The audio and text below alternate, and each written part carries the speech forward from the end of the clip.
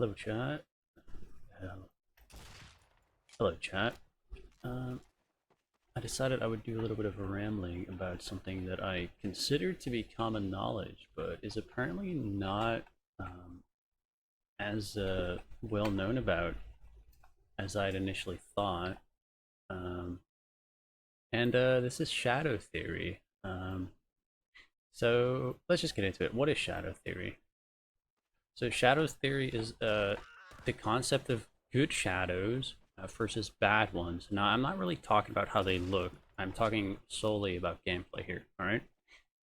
So, obviously, a map without shadows looks kind of weird, and pretty much all maps have shadows that are at an angle, which inherently means that they can be abused.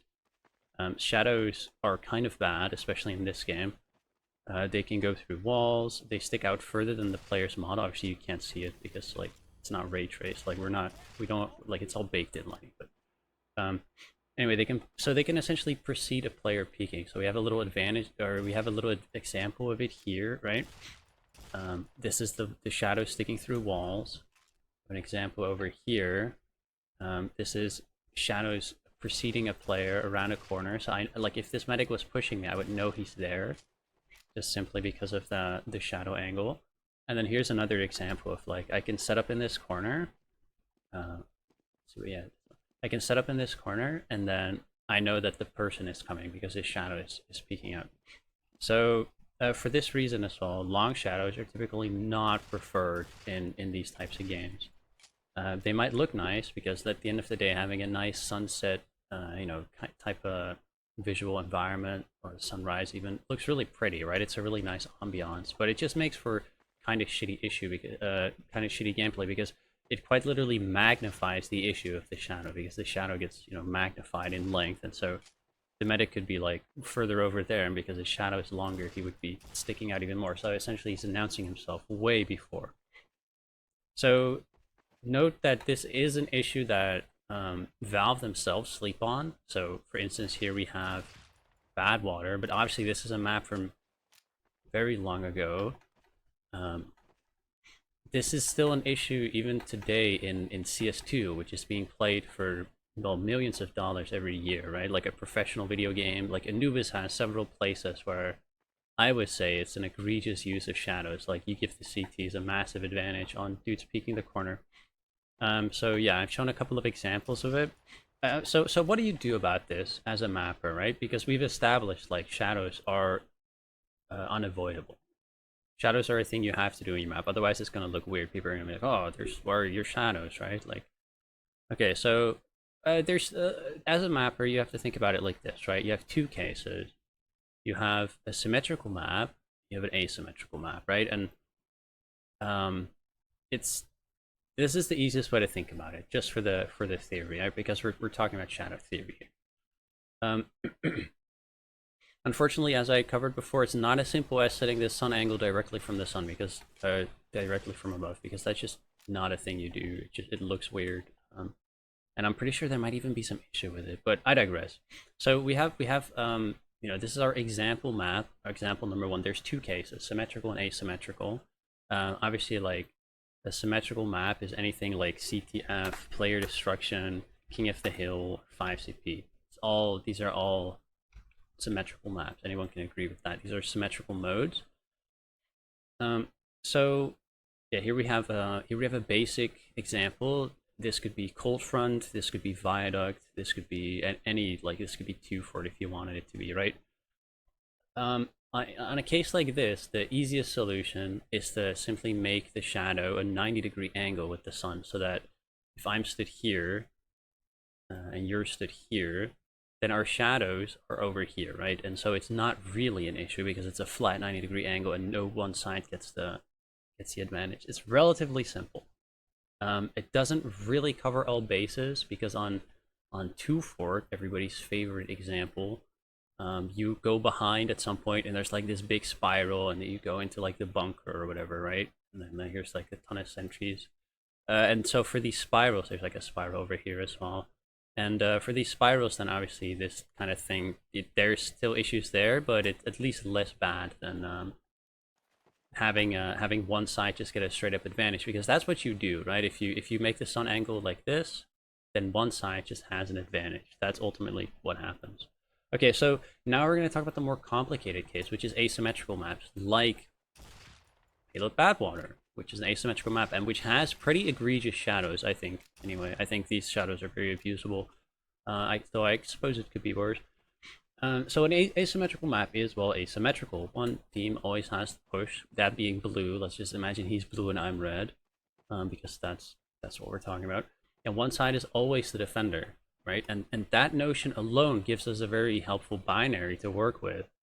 So in a case like this, it's best to not give red the shadow advantage. So in this spot, this I would consider extra bad mapping, because for one, the shadows are very abusable in a common spot, and for two, they're abusable by red, who is just doing what they're doing every match, which is standing here defending, and blue has to push this, but the red team already knows they're coming, because their shadows are essentially saying, hey, I'm pushing this corner. Like, you can be stood here, and you can get a heads up before the guy even pushes you, so you know already to like start pre-aiming, which is quite a big deal. The thing is that if you're the blue team and you're pushing in, right, you're holding W, there's already 50 things you have to worry about. There might be a sniper angle here, there might be a sentry there might be stickies here. Like, there's already so many things you have to do. Ultimately, pushing in and taking space is a more difficult thing than sitting back and playing your space, because when you're sitting back and playing your space, you're taking advantage of the situation, right?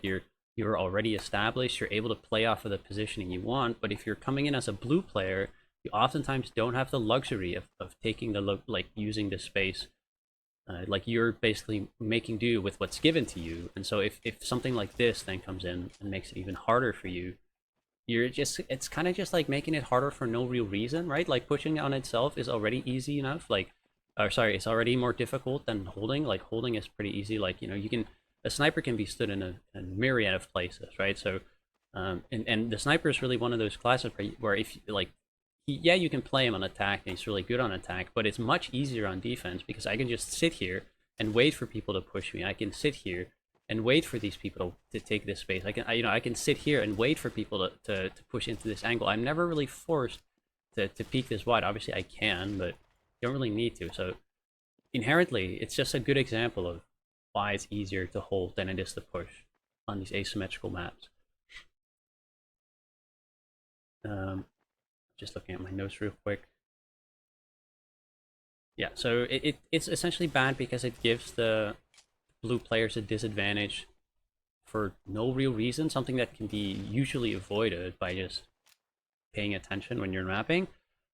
Very similarly, it's essentially like, imagine there's just a one-way window here, and the red team can always see the blue team coming up this hill, right? Like, it wouldn't make any sense. Like, it's just kind of unfair and mean, and it would just make the gameplay worse for blue, who, well, doesn't have a one-way window because the shadows. So on this example, I suppose you could argue like, oh, if the player is stood here, then you can like see his shadow before. So it can be a double-edged sword, but again, like, the angle of this is kind of like, it does kind of give you away. I digress. So generally speaking, the consensus is to not give red the shadow advantage, because blue has to push anyway, right? Pushing is something that you do every single match. That's kind of the point, is pushing the cart to the end, or capping the last objective. So, but let's turn it on its head, right? What happens if you give blue the shadow advantage? Well, most of the time, it doesn't actually do too much. Blue has the shadow advantage. Obviously, I just mentioned this, like, you might know that someone has stood in this corner, but generally speaking, you're taking space. You're having to check your corners anyway, right? It just gives you a little advantage there. It's not too bad. And most of the time, if blue has the shadow advantage, then it'll only negatively influence red if they're the ones pushing out, if they're the ones pushing back into blue. And so not only is this a situation that is inherently more rare, because, well, the red team isn't doing the ones doing the pushing, the red team is the one, doing the holding, so they're never really that incentivized to take back the space. Obviously, they're going to do that in some matches, right? Whether that's an unbalanced match, or whether it's with players that like overextending or flanking behind or whatever, like, it's obviously going to happen. The point is that it's going to happen much less frequently than people actually pushing in on their own. Like the blue team pushing it. That's obviously something that happens basically every moment of every match. The blue team is going to be pushing. And then another thing is that in matches where red is pushing, right? Like red is taking back, like let's say we just got pushed out, we're taking back this space. In that in a spot like that, you could argue maybe it's even an unbalanced match. The fact that red is even able to do that, right? And so giving the blue team an advantage in a situation that is more likely to occur when it is a state where they have disadvantage because it's unbalanced or something, then giving the blue team a little bit of an advantage or a little bit of a help isn't even a bad thing. So a lot of times giving blue the advantage when it comes to shadows on a symmetrical map is something that is actually, it can be pretty helpful. Um, Unfortunately, it's not always this simple. When you have a good map layout, um, like Upward, like Badwater, just like some of the more, Patagonia, some of the more Phoenix, some of the more Odyssey even, some of the more complex maps, you don't have this linear shape, right? You have like in the case of Upward, you have funny spiral. In the case of Odyssey, you have funny spiral. In the case of Phoenix, you have funny spiral. It's actually not entirely accurate, but it's close enough.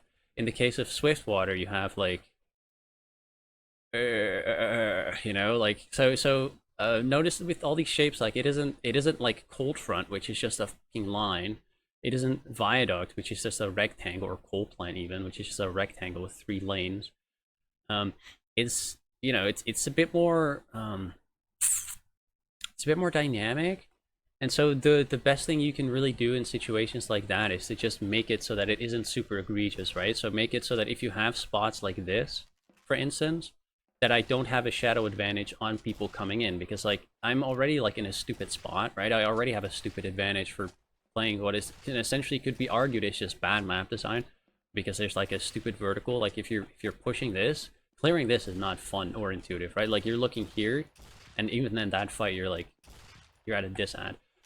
But so in a stupid spot like this, then obviously having shadow advantage just means that this is like a brainless spot to play, right? You don't have it in this spot, but I'm pretty sure there's some spots on Borneo and Swiftwater that both have like stupid positions like that, but they also have shadow advantage, which means that not only are you cheesing with what can be argued as bad level design, then also you have the shadow advantage. So it makes taking advantage of the bad map choices even easier. So this is kind of shit.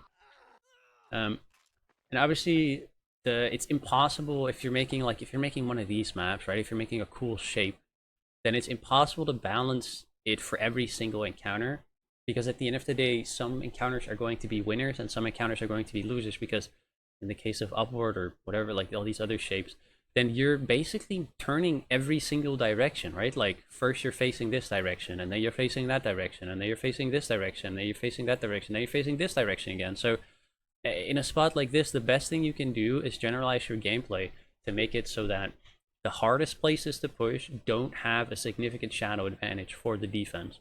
So on Upward, it would be, you would maybe make the last hold not have a super obvious shadow advantage coming into the last, because that's one of the harder places to push. Or even in Badwater, like you could balance this map so that if you're red, which I think on this map it is actually blue sided in that sense. It's kind of funny that because if the red pushes this, then my shadow sticks out in front of me. So then if a blue player could catch someone pushing this corner now, fortunately this is all in a shadow, so that whole encounter doesn't even happen. But yeah, you would actually have that blue-sided shadow advantage, funnily enough. Let's see, what else do I have? Yeah, so I mean, at the end of the day, it comes down to like, you have to make a lot of choices about this kind of thing as a mapper, but you just have to be aware that like, if this is like the hardest point to push, then you probably don't want to make it even easier for red, right? Because it's already really hard to push. Why would you also give the stupid shadow thing? Not to mention that, generally speaking, shadow combat is kind of frowned upon and cringe, because there's a lot of players that are running around with a garbage config, and I know some people will be like, "Oh, it's 2024, bro. Just get a good PC. Oh, you don't need a config." But I think that's very unreasonable. Like, there's a ton of people that literally can only play this game because they're running it at master configs low, and they literally can't afford to even buy any other game, let alone hardware. So saying something like that is kind of derogatory and unproductive, when in reality, like, shadow combat is like, I describe it as cheesing. It's not particularly intuitive or even like that rewarding. It's just like you're just taking advantage of what you could argue is just bad game mechanics. Um, so yeah, I mean shadows. It's a bit of a questionable thing. Similarly, like a lot of hiding spots can equally be made useless, right? Just like you can have a hiding spot that's extra effective because of shadows. A hiding spot can also be just completely nullified because of shadows. So let's say I'm hiding up here, my shadow sticks out in this direction, and it's a really long shadow. Someone here can, like, someone stood here even, could see my shadow right there and already know that I'm sitting up here because of, like, bad lighting angles, right? So there's a lot of these things where you just kind of want to pay attention to small details. Like, at the end of the day, you can't prevent all of it, but what you can do is make it, like, just prevent how much overall it can be abused. Which, I mean, that's it's better to do at least a little bit of shadow management than it is to just completely leave the issue and just never like touch shadows at all and just have it be abused, because then you get situations where it's just very abusable and it becomes kind of unfun to push or to do certain things on. So anyway, that's going to be my ramble about shadows. um that's like 10 minutes of 15 minutes of me just talking about shadows, so I hope you enjoy. See you around.